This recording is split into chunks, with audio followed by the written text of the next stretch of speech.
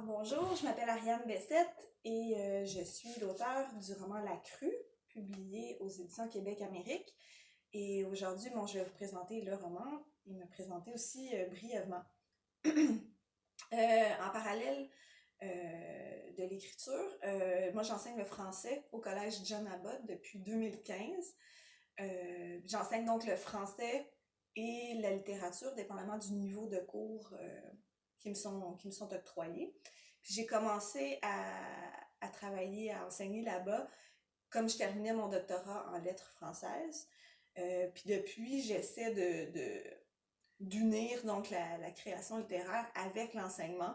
Et c'est deux pratiques que j'aime beaucoup et qui se nourrissent. Alors, je trouve que personnellement, ça me fait un très bel équilibre. Et avant La Crue, j'ai publié 2 recueils de poésie aux éditions David à Ottawa. Donc, le premier, c'était en 2011, Avant l'oubli. Et le deuxième, en 2014, Lieu provisoire. J'ai aussi fait des projets en scénarisation.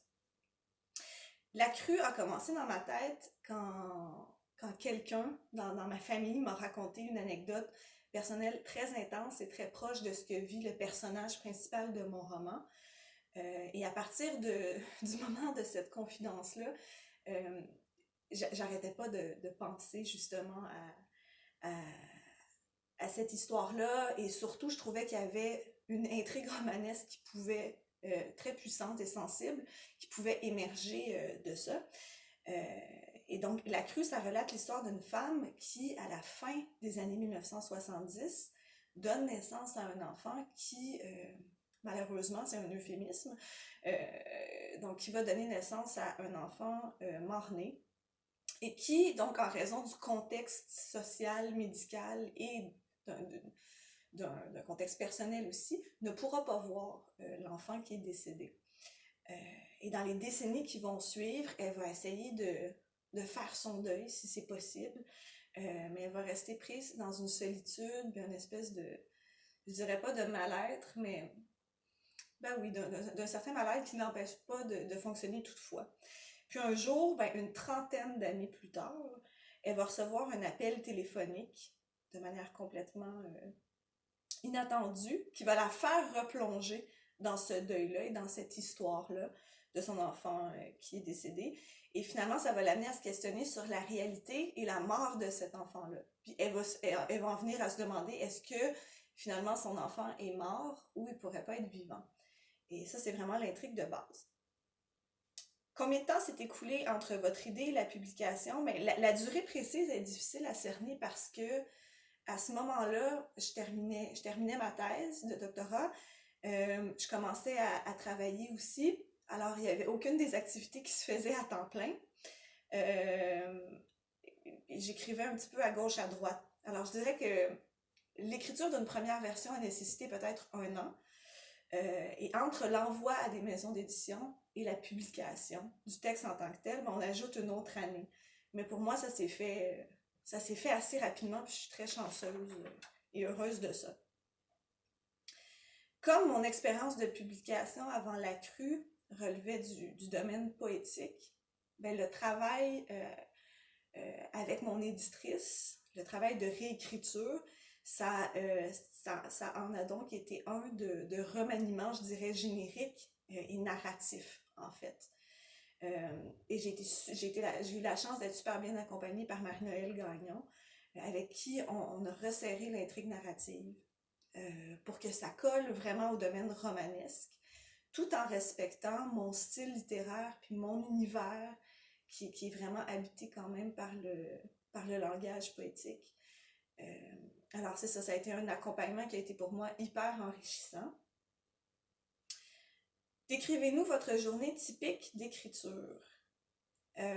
Généralement, moi j'aime écrire dans un café, j'aime écrire où il y a quand même du bruit et de l'activité. J'aime me déplacer pour m'y rendre en marchant. J'aime revenir à la maison ensuite et continuer dans mon propre environnement, là, la réécriture ou la prise de notes, etc.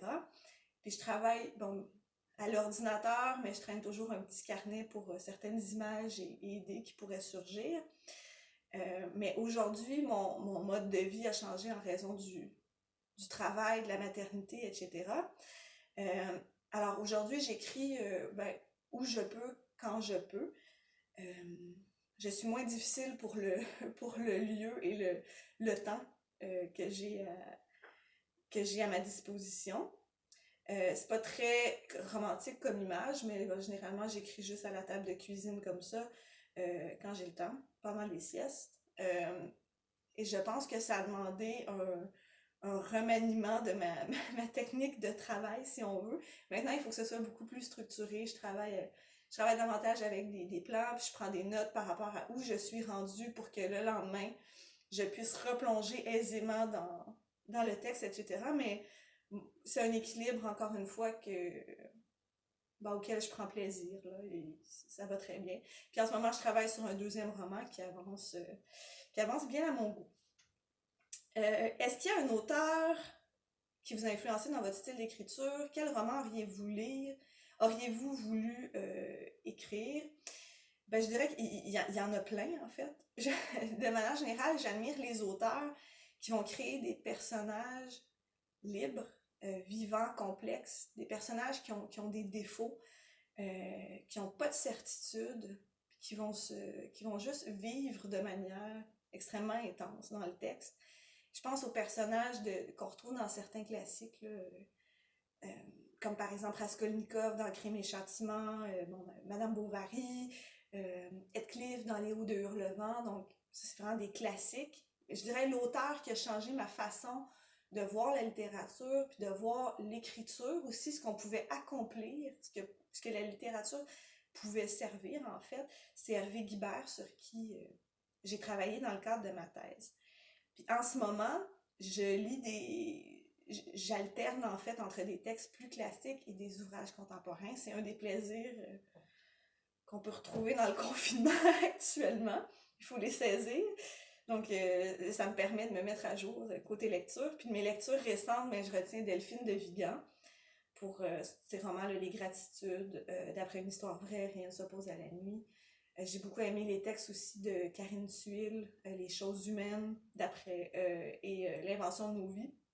Nadine Bismuth pour son dernier roman Un lien familial. Catherine Mavrikakis pour ses livres en général, mais aussi pour son dernier, L'Annexe. Alors, ce qui me plaît, moi, c'est des personnages qui vont être... au-delà, il y a tout le style, bien entendu, il y a la structure, tout ça. Mais moi, ce qui vient me chercher dans un livre, c'est la création de personnages qui vont être libres. Alors qu'on ne sent pas dirigés par un auteur, mais qui vont être un petit peu laissés dans le texte, puis on va voir comment eux-mêmes agissent. Moi, c'est là-dedans que j'aime particulièrement me perdre. Dans la vie, j'ai toujours lu beaucoup. L'écriture chez moi a commencé tôt par des petites histoires, des journaux intimes, etc. Mais mon entrée dans la lecture, les premiers vraiment coups de cœur que j'ai eus, comme dans l'écriture, ça s'est fait par la poésie, je pense. Puis j'ai toujours aussi aimé les textes historiques. Mais quand j'étais petite, ça m'a toujours plu. Et dernière question, quelle musique vous a accompagné dans votre processus d'écriture? Quand j'écris, généralement, je préfère la musique instrumentale, mais ça peut être très varié. Ça peut aller de Ludovico Einaudi à Modérate, en passant par Valère, Agnès Obel, Jean-Michel Blais, etc. Alors, c'est très varié. Et finalement, je vais lire un extrait de La Crue qui se trouve au tout début du roman, en fait. Et ça va comme suit. 33 ans de silence, il y a des jours que je remonte le cours de ce moment où sans la moindre annonce tu as fait irruption dans mon monde. Depuis ton retour, je repasse tous les mots que tu as dit, tous les miens ensuite, des réponses affolées et automatiques. De nuit comme de jour, je tente de retourner en arrière. Il y a 33 ans, comme si cette fois le plongeon allait me révéler une pièce du casse-tête. Cette journée-là, je m'installe à mon bureau comme d'habitude au travail. J'ajuste la lampe d'appoint, je place ma tasse de café près de l'ordinateur. Je sors les dossiers à compléter durant les prochaines heures. La journée commence toujours de la même manière. Et je te dis ces détails anodins pour que tu vois la normalité des choses. Je n'ai rien cherché, je n'ai fait qu'attendre, attendre que quelque chose arrive. La sonnerie du téléphone et je décroche. C'est là, Frédéric, que j'entends ta voix pour la première fois. Tu souhaites donner tes renseignements personnels pour le voyage au Mexique que tu feras dans le temps des fêtes dans quelques semaines. Et c'est à moi que tu dois donner ces informations. C'est mon travail à l'agence. Cet intervalle entre l'avant et l'après, l'effacement puis le recommencement.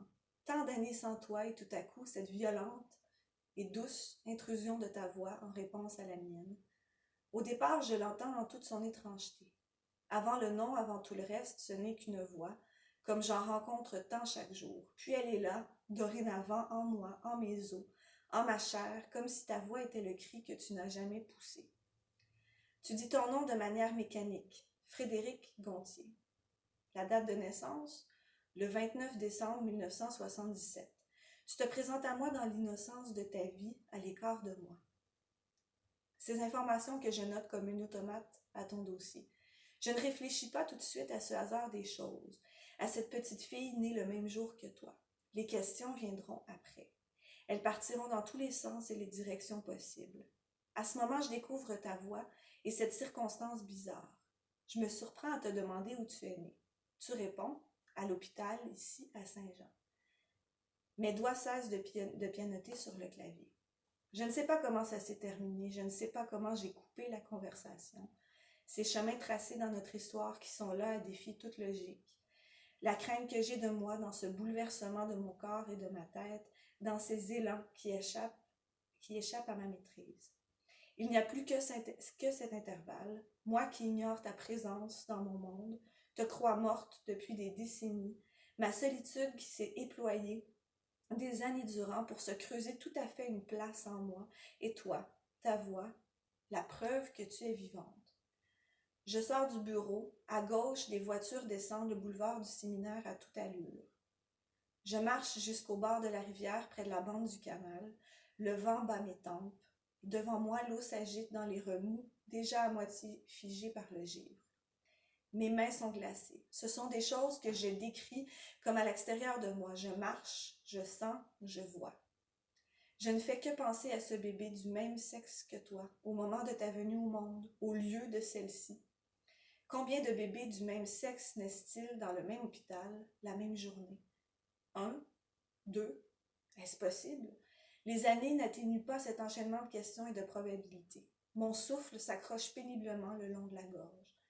Tu es née, tu es morte le 29 décembre 1977. Le médecin t'a prise, il a pris ton corps et t'a emmené. Tu ne respirais pas.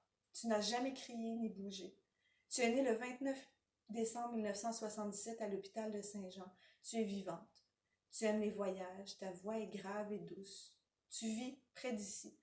Tu es morte le 29 décembre 1977 dans la chambre 302 de l'hôpital. De ton corps, hier comme aujourd'hui, il n'y a aucune image. Je regarde devant moi l'eau qui remonte au gré du canal et s'apprête à se fondre dans la rivière Richelieu. Je regarde la scène de deux histoires incompréhensibles. La première, ta mort, la seconde, ta naissance. Merci.